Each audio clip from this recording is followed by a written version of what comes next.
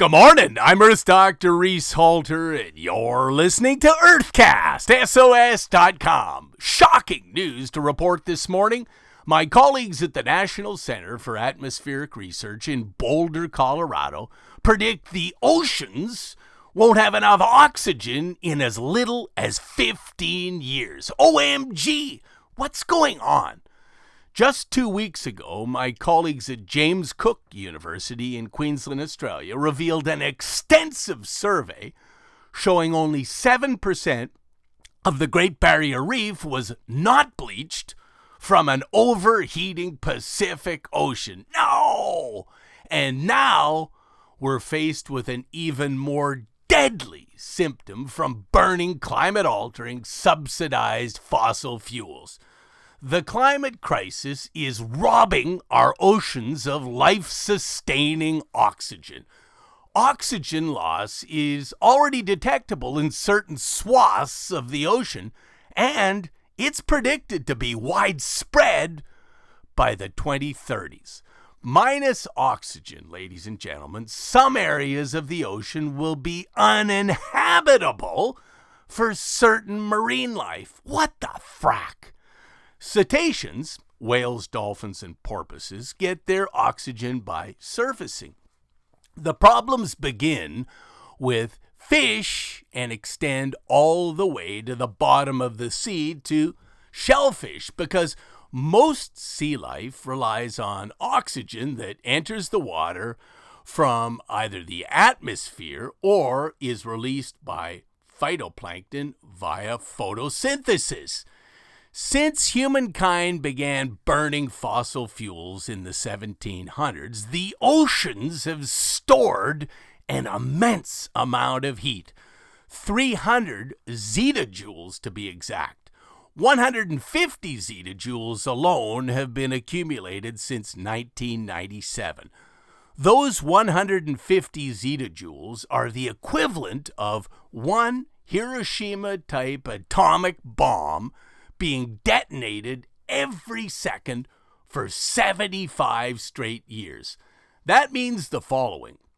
Warm ocean surfaces absorb less oxygen, and oxygen in warmer water is less dense, making it very difficult to circulate to deeper waters. The climate crisis has also denied cold currents from upwelling and carrying essential nutrients like iron and nitrogen, which fertilize the phytoplankton, the basis of the entire marine food web. The oceans are missing 40% of their phytoplankton. Phytoplankton, along with a blue-green bacteria called Prochlorococcus, gives us almost 2 out of every 3 breaths of oxygen.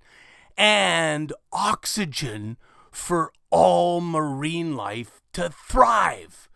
We're missing megatons of oxygen in the sea. By 2030, large areas in the Pacific will be void of oxygen around Hawaii and the west coast of mainland United States. Oh no! Let me remind you also, the oceans and their fisheries feed approximately 1.5 billion people their daily protein. This is a clarion wake-up call for governments. What we do to the oceans, we do to ourselves. Hashtag end fossil fuel subsidies now. And in America, stop building unnecessary pipelines like the Penn East pipeline and wasting billions of dollars. Instead, begin future-proofing all towns and cities.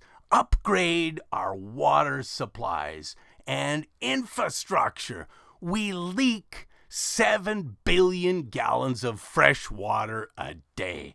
Protect our bees, because that's our food supply. Ban deadly neonicotinoids on the fields and in all building supplies. EPA, wake up! Prepare our citizens for more heat waves, more droughts, more tornadoes, more hurricanes, and more wild weather. Hashtag save nature now. Hashtag love nature. Hashtag love is the solution. Earthcast SOS depends upon you, the listeners. So come on to drreese.com. DRREESE.com. Scroll to the bottom of the page and click on the donate button, or pick yourself up any number of terrific books on bees, trees, seas, or wild weather. Just do it. drreese.com. I'm Earth Dr. Reese Halter, reminding you to protect our planet.